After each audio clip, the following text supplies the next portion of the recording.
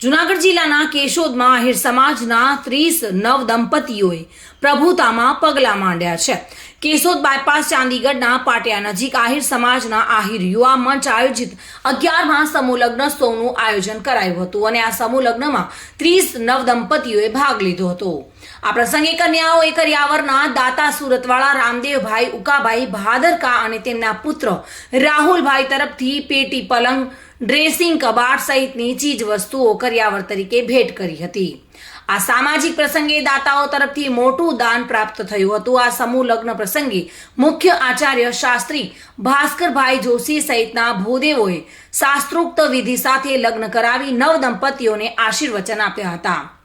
આ તકે મુખ્ય અતિથિ અને દાતા તરીકે ગુજરાત આહિર સમાજના પ્રમુખ જવાહરભાઈ ચાવડા, કોંગ્રેસ પ્રદેશ ઉપાધ્યક્ષ હીરાભાઈ જોટવા, અમેરિકા સ્થિત વિરમભાઈ પીઠિયા, અમદાવાદ સ્થિત કાનાભાઈ બોરખતરિયા, મેણસીભાઈ પીઠિયા, ગોવિંદભાઈ બારિયા, વેજાણંદભાઈ વાળા, કરસનભાઈ બોદર, જગમાલભાઈ વાળા, અર્જણભાઈ રાવલિયા, નરેન્દ્રભાઈ ભેટારિયા સહિતના આહિર અગ્રણીઓ ઉપસ્થિત રહ્યા હતા।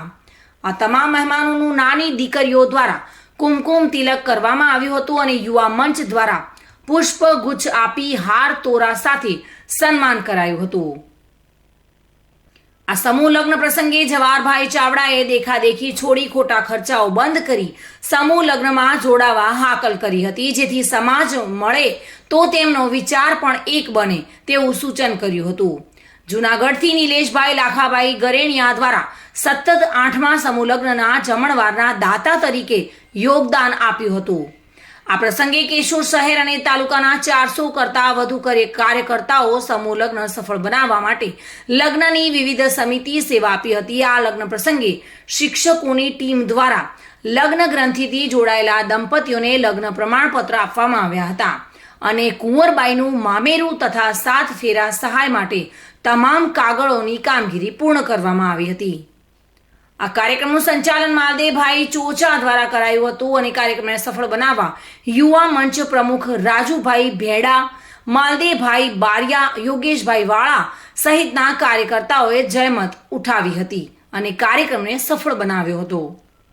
કેશોદ મુકામે આહિર યુવા મંચ દ્વારા 11મો સમૂહ લગ્નની વ્યવસ્થા કરી હતી। 30 જેટલા સમૂહ લગ્ન છે। અમારા પ્રમુખ શ્રી રાજુભાઈ ભેડા દ્વારા એક સરસ આયોજન કરવામાં આવેલું હતું, તેમાં અમે ઉપસ્થિત રહ્યા છીએ। આવા પ્રસંગોમાં સમાજ ભેગો થાય, સંગઠિત થાય અને જ્યારે વિચારની આપણે કરીએ તેને કારણે આવનારી પેઢીમાં, આવનારા સંજોગોમાં, આવનારા વર્ષોમાં સમાજને ઘણા મોટા ફાયદા થઈ શકે। સમૂહ લગ્ન દ્વારા સમાજ દેખાદેખીમાંથી બહાર આવે અને ઓછા ખર્ચામાં અમને વ્યવસ્થા ગોઠવી શકાય તેવું આયોજન કરેલું હતું। કેશોદ મુકામે મધુ રાવલિયા સાથે bureau report, today Gujarati news. આ સમાચાર આપને કેવા લાગ્યા? ટુડે ન્યૂઝને લાઈક, શેર અને સબસ્ક્રાઇબ કરો।